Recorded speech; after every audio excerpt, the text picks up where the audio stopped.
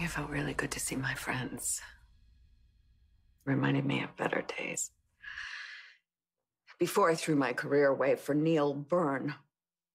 Maybe you could tell me why I did that.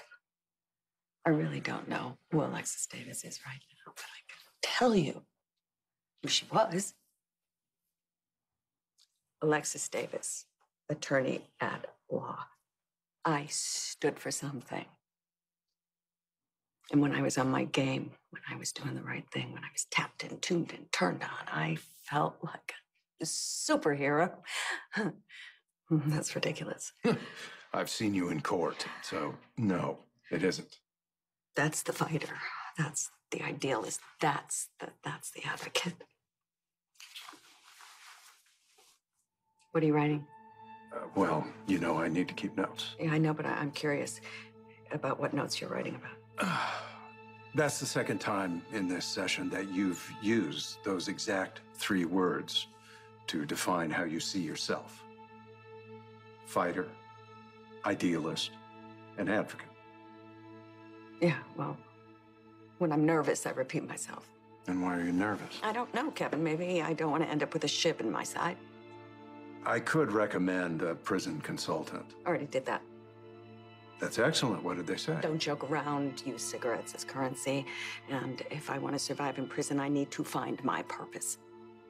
Sound advice. Yeah, I don't have a purpose. My purpose is gone. I was a lawyer. That was my purpose. That's gone. Maybe you could get that back. I wish I could. Well, isn't it your job to help me find my purpose, then? Then let's do that. Okay, let's. How? Well, maybe we could go back to where we left off in your last session. Really? Gee, Kevin, that's a while ago. I think the British were coming and somebody dropped tea in the Boston Harbor. Then it's a good thing I keep detailed notes. Fine. Okay, let's do it. Where were we? At the end of our last session, we had just touched on your relationship with your father.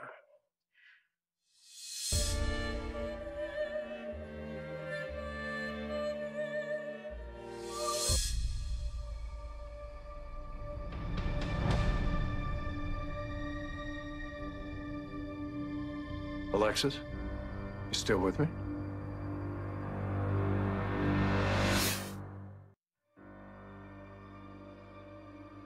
I told you I don't have many memories of my father. He was barely a presence in my life or my mother's. Do you have somewhere you need to be?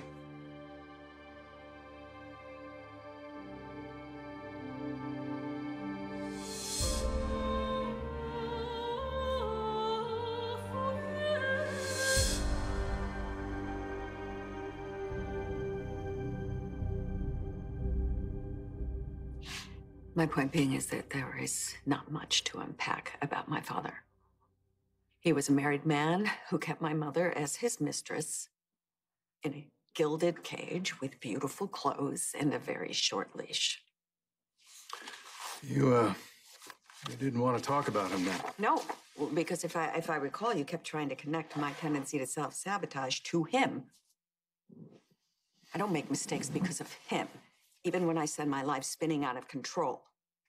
They're my mistakes, my choices, my decisions, not because of him.